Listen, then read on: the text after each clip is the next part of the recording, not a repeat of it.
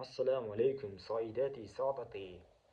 أولا أنا أريد أن أتكلم عن هذا انسترومنت صغير، هذا من كازاخستان. وهذا انسترومنت ممتع لي.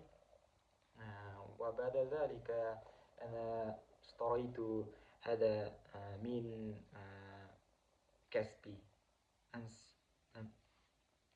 وأعلن أنا أقول كيف أنا أقول آلة هذا instrument. وأنت تستطيع كيف أنا وأنت تستطيع تنظر كيف أنا أعلم هذا. هذا أغنية تصنيف